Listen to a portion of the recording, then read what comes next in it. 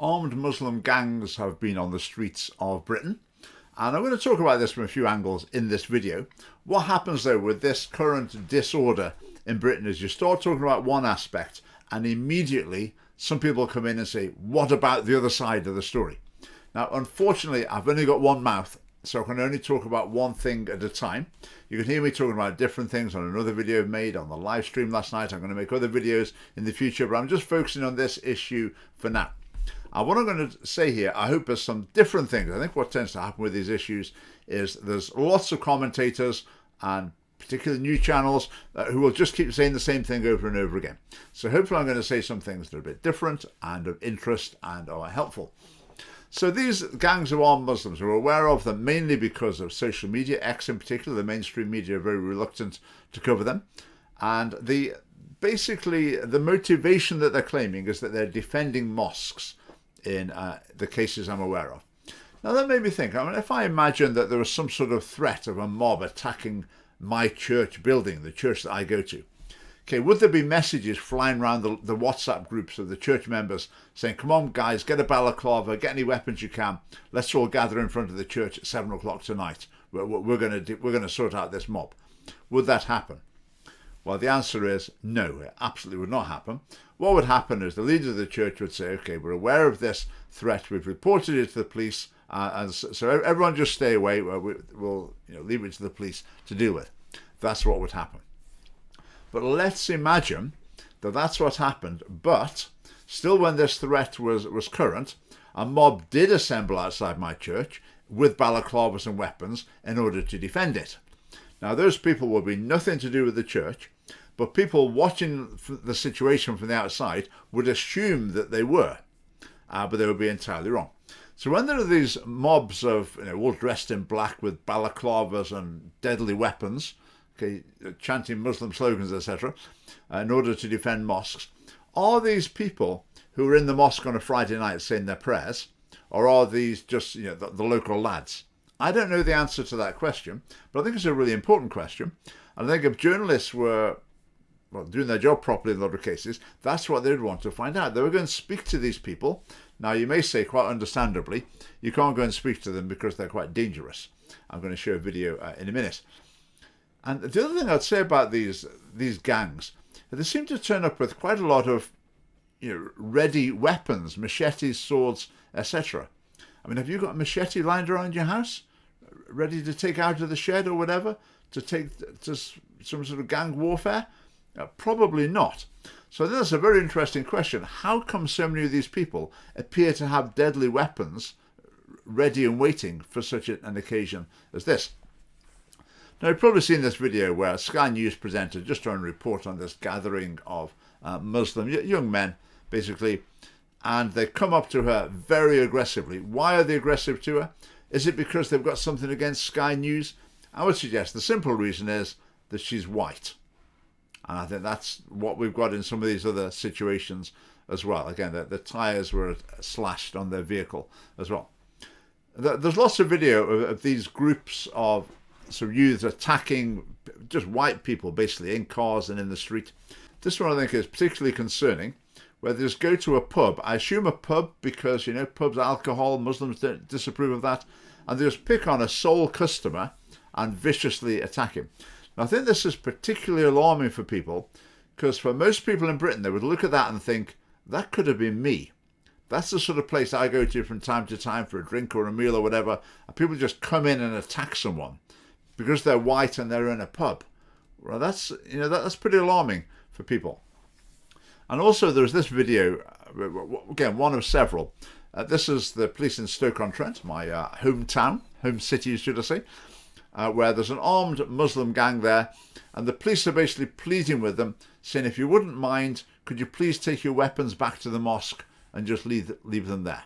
If there's any weapons or anything like that, what I would do is discard them in the mosque, leave them here. And you don't give anybody any reason or have any interaction with the police, negative interaction. That's my belief. If there's any weapons, get rid of them. They talk about two-tier policing them, and there it is before your very eyes. I mean, that is not the way to deal with people armed with deadly weapons with intent taking them to a confrontation. Now, also some of the videos here, it showed the gangs of some Muslim young men. They're gathered around a roundabout, but then you've got a couple of people, it seems like maybe fastish cars, and they're trying to drift around the roundabout. It's the sort of thing where if it was a gathering of like white native youths, there'd be lots of cans of lager around, and again, fast cars trying to drift around the roundabout. It'd be that sort of scene. So it's that sort of young man, large group behaviour there to some extent as well that is playing a part. Now, I think with these Muslim gangs, as I say, being very violent and threatening in some cases, I think that's on a much smaller scale than the sort of anti-immigration, anti-Islam, race aggression that we've seen from the other side. I think it's a much smaller scale.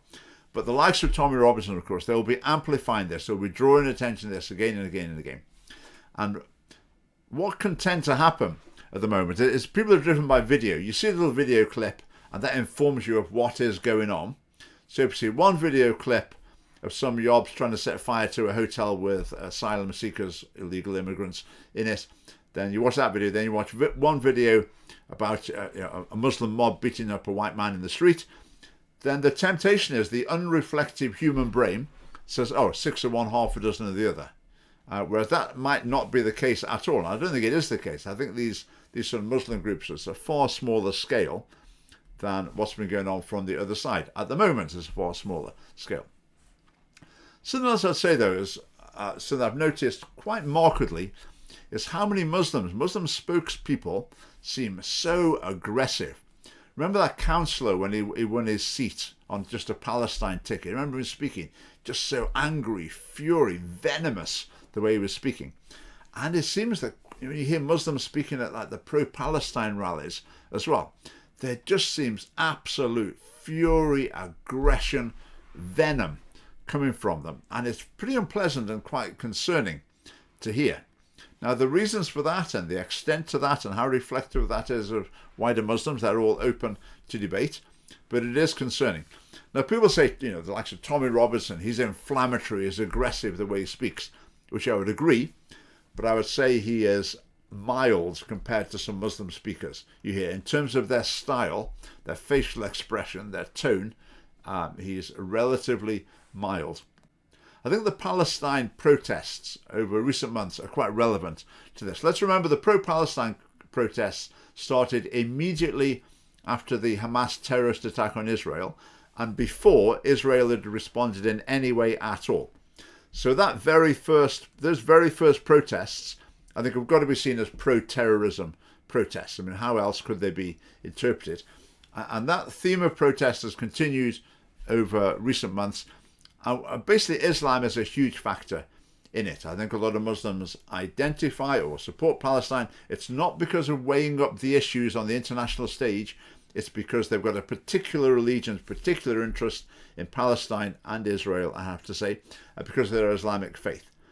And I think through those protests, which have been on a very large scale, have generally been handled with kid gloves by the police, then I think a substantial number of Muslims have felt that they've been making the place their own. They've been achieving a level of domination on the streets. So they've been making their presence felt, let's put it that way. And then politically as well through the Palestine issue. 5 MPs elected purely on a Palestine manifesto, which is basically sort of an appealing to Muslims manifesto. Got the Labour Party bending over backwards to try and keep Muslims on board by doing more or less whatever they want in terms of the Palestine issue. So the Muslims generally felt they've been taken to the streets, they've been getting their way, they've been exerting their influence. And I think that political influence is from an identity of Muslim and Palestine. And when you see people on the streets here, these Muslim gangs, Palestine flags flying there, again, you could say, what's the possible relevance of those to this issue? If you're protecting your mosque, why do you fly a Palestine flag? I think for a lot of Muslims, their identity, their primary identity is Muslim and Palestine. So the Palestine flag sums up what they're about, much more than a Union Jack ever would. Now, there are lots of Muslims that wouldn't apply to, but I think there are a lot where that does apply to them very clearly. I think that's a concern. Because if you have a society, this could be a town, it could be a city, it could be a whole nation, whatever. If it's multicultural, where you've got different groups, different religions, different languages, different ethnic backgrounds, different cultures, there you might have 4, 5, 6 of them.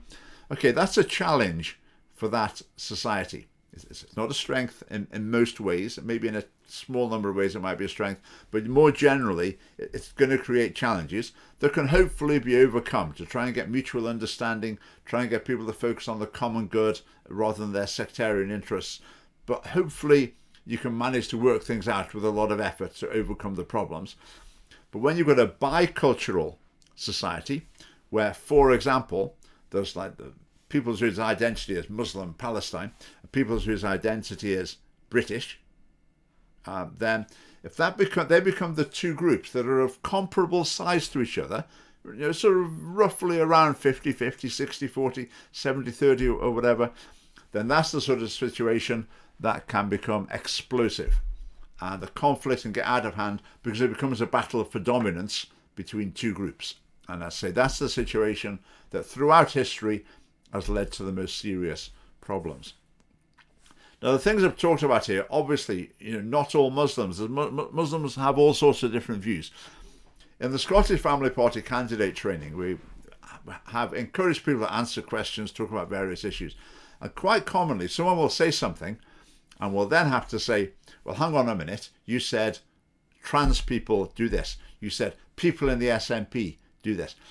But you can't say those sort of things. If you're going to be in politics seriously, then you've got to say, if you're talking about a group of people, some sort of characteristic, is it none of them? Is it a few of them? Is it some of them? Is it a substantial number? Is it most? Is it almost all? Is it all of them? And you've got to be very careful to speak accurately and say what you really mean, rather than just like huge generalizations. Because that's what tends to happen with video culture. Someone will see a video, that's a Muslim, that's what they did. Conclusion in the unreflective mind, oh, that's what Muslims are like. But you've got to avoid that and think more clearly. So when it comes to having sort of Islamic Palestinian identity, and that's more fundamental than British identity, what word would I use for Muslims? Well, I haven't really got data to go by with that, but I would say a substantial number of Muslims seem to hold that position. A substantial number. I'm not saying it's most, but I'm saying it's not an insignificant number either. A substantial proportion of the Muslim population that appears that way to me.